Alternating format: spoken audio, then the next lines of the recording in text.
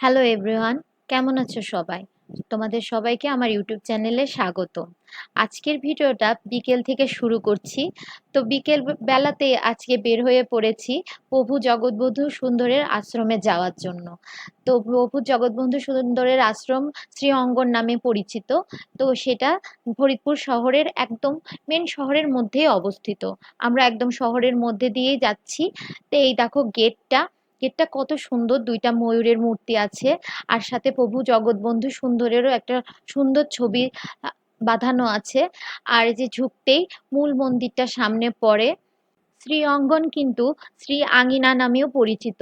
এখানকার সাধারণ মানুষেরা যারা বসবাস করে তারা কিন্তু আঙিনাই বেশি বলে থাকে। তাই তোমরা যারা আসবে এখানে ঘুরতে, অটো আলাকে যদি বলো যে আঙিনাতে যাব, তাহলে ওরা একবারেই চিনে ফেলবে, তাহলে তোমরা এখানে চলে আসতে পারবে সহজেই। এটা একটা অফিস আর আশ্রম, এখানে অনেক মানুষ এসে থাকে। এটা প্রভু জগৎবন্ধুর সুন্দরের স্মৃতি মন্দির। দেখো মন্দিরটা কত সুন্দর। আর এইসব মন্দিরগুলো কিন্তু অনেক অনেক বেশি আগের পুরাতন মন্দির। আর দেখো জগৎবন্ধু সুন্দরকে কি সুন্দর করে এখানে তার মূর্তিটাকে সাজানো হয়েছে। আর এই যে আমরা এখন মূল মন্দিরে ঢুকছি। তো মূল মন্দিরে কিন্তু সব সময় কীর্তন হয়ে থাকে। এখানে কখনোই কীর্তন থামে না, সব সময় কীর্তন চলতেই থাকে। তো এখানেও প্রভু জগৎবন্ধু সুন্দরের একটা মূর্তি রয়েছে।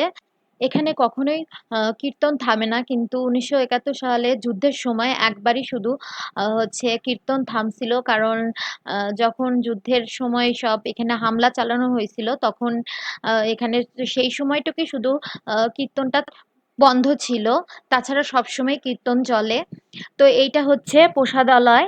এখানে হচ্ছে দেখো, এখানে প্রসাদালয়ের পাশ দিয়ে একটা হচ্ছে কি সুন্দর ক্ষেতের মতো, কি সুন্দর সবুজে ঘেরা একটা জায়গা রয়েছে। বিভিন্ন সময় যে ভক্তবিন্দুরা আসে তাদের প্রসাদের ব্যবস্থা এখানেই করা হয়। কিন্তু সবথেকে বেশি এখানে ভিড় হয় বৈশাখ মাসের নাম সংকীর্তনের সময়। এখানে তখন প্রসাদ বিতরণ করা হয় আর প্রচুর ভিড় হয়ে থাকে। অনেক মানুষ, বাইরে থেকেও অনেক মানুষ আসে যারা এখান থেকে প্রসাদ গ্রহণের জন্য আসে। এইটা প্রসাদালয়ের পাশে একটা বড় পুকুর রয়েছে। পুকুরটা অনেক সুন্দর, ঘাট বাঁধানো পুকুর। এখানে একটা সমাধি মন্দির রয়েছে, যেটা হচ্ছে প্রভু জগৎবন্ধুর বৌদির হচ্ছে সমাধি মন্দির। তো এখানে অনেক অনেক সমাধি মন্দির, স্মৃতি মন্দির রয়েছে। এই ঘাটটা কিন্তু আসলেই অনেক সুন্দর, এখানে সবাই আসে স্নান করে। আর গরমের সময় এই জন্য সেই সময় বিকালেও অনেকজন স্নান করতেছিল। এটা হলো শ্রী প্রভু জগৎবন্ধু সুন্দরের নিত্য লীলাসঙ্গী এর সমাধি মন্দির। আর তার পেছনে এই যে ঘাটটা রয়েছে। আর এই দেখো, এখানে একটা নতুন আশ্রম তৈরি করা হচ্ছে, যাতে আরো বাইরের কোনো মানুষ আসলে, ভক্তবিন্দুরা যখন আসবে তারা এখানে থাকতে পারবে। এই যে সবাই এখানে দেখো কি সুন্দর করে বসে আছে বিকালের সময়ে, তখন মন্দিরটার চারিদিকে কীর্তন হচ্ছে। আর এইটাতে হচ্ছে এই স্মৃতি মন্দিরে এখানে ভগবত পাঠ, গীতা পাঠ সবসময় হয়েই থাকে। এত সুন্দর পাঠ হচ্ছে, মনে হচ্ছে এখানেই দাঁড়িয়ে শুনতে থাকি। কিন্তু আমাদের হাতে সময় ছিল না, আমাদের পুরো আঙিনাটা ঘুরে দেখতে হবে। মন পাঠ শুনলে কিন্তু আসলে মনটা ভালো হয়ে যায়। আর সন্ধ্যার সময় একদিকে সন্ধ্যা আরতি হচ্ছে আর একদিকে পাঠ হচ্ছে, তাহলে ভাবো যে মনটা কতটা আমাদের ভালো হয়ে গেছে। আর মন্দিরে আসলে তো এমনি সবার মন ভালো হয়ে যায়। দেখো কি সুন্দর বাগান করা। এটাও একটা হচ্ছে স্মৃতি সমাধি মন্দির। এইসব মন্দির দেখলে কিন্তু মনটা কত ভালো হয়ে যায়।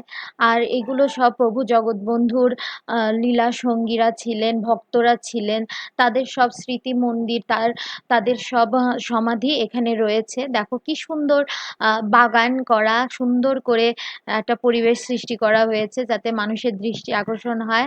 আর এমনি এসব আশ্রম ঘুরতে কিন্তু খুবই ভালো লাগে, কারণ ভগবানের বাস থাকে এখানে, মন এমনি ভালো হয়ে যায়। এটা হচ্ছে প্রভু জগৎবন্ধু সুন্দরের আবির্ভাবের সময়, তার বাবা মার সামনে এইটা হচ্ছে তার আবির্ভাবের সময়কার প্রতীক একটা। হচ্ছে এখানে এই মূর্তিটা এখানে এইভাবে রাখা হয়েছে যাতে মানুষ দেখতে পারে তার আবির্ভাবের সময়টাকে। আর এটা হচ্ছে নৌকা মন্দির। তো এখানে প্রভু জগৎবন্ধু সুন্দর তার ভক্তবিন্দুদের সাথে কীর্তন করতো এইভাবে নৌকাতে, এ, করে তারা সবাই মিলে এইভাবে কীর্তন করতো। তো তাই এটা হচ্ছে নৌকা মন্দির বলা হয়। তো এখানে রথযাত্রার জন্য এখানে রথ রয়েছে। আর এই যে একটা গাছ, এটা হচ্ছে পঞ্চবটী গাছ। এখানে এটা হচ্ছে অনেক সুন্দর একটা গাছ। এই যে একটা বড় মন্দির, এটা হচ্ছে মন্দিরের সামনের অংশ। তো আরেকটা যে গেটটা রয়েছে সেই গেট দিয়ে ঢুকতেই আমাদের এই মন্দিরটা একদম সামনে পড়বে। আর এই আঙিনার মধ্যে এই একটা বড় দোকান আছে। দেখো কত সুন্দর সুন্দর হচ্ছে আহ মূর্তি রয়েছে ভগবানের, আর ছবি রয়েছে। পূজার সব সামগ্রী এই দোকানে তুমি পেয়ে যাবে। আর পূজার থালা বাসন থেকে শুরু করে মালা থেকে শুরু করে সবকিছু এখানে রয়েছে। আর দেখে কত সুন্দর লাগছে, এত সুন্দর সুন্দর সব পুজোর সামগ্রী ছিল এখানে। আর দেখো বাইরে বের হইছি, একদম সন্ধ্যা লেগে গেছে। আর আকাশটা এত সুন্দর লাগছে, জন্য তোমাদের জন্য এই ভিডিওটা করলাম। তো যদি তোমাদের ভালো লেগে থাকে তাহলে অবশ্যই লাইক, কমেন্ট আর সাবস্ক্রাইব করো।